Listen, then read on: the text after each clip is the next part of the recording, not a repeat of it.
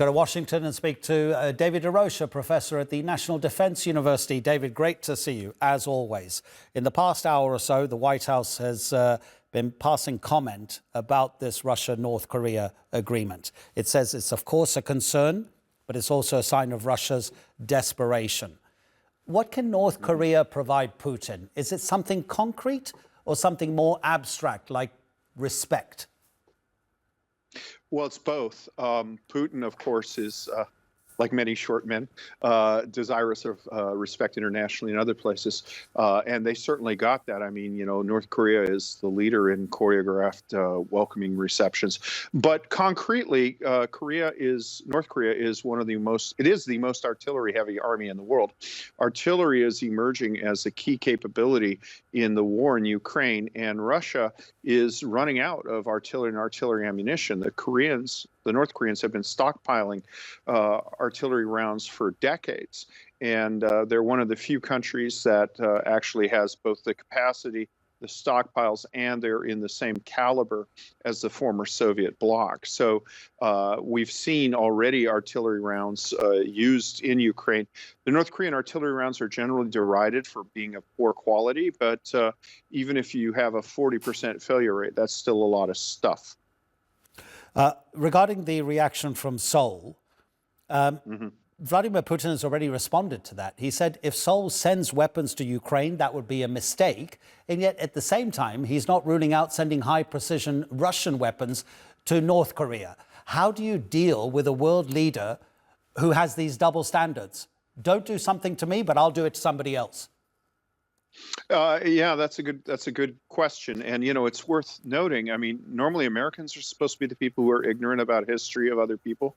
North Korea and South Korea are still technically in a state of war with each other. There's not a peace treaty between the two. There's just an armistice, a ceasefire. So, you know, the proposed transfers of technology, when you talk, for instance, of satellite technology, if you can boost a satellite into space, you can, you know, put a missile into an earthly rocket. These are very serious threats to South Korea. And I think that the Russians are quite unaware of what they're doing, particularly given the fact that, you know, Korea is a world-class producer of weaponry. So I think the South Koreans will take note of what Russia says, but I don't think they'll be deterred by it. And if they get any credible indications that North Korea's precision strike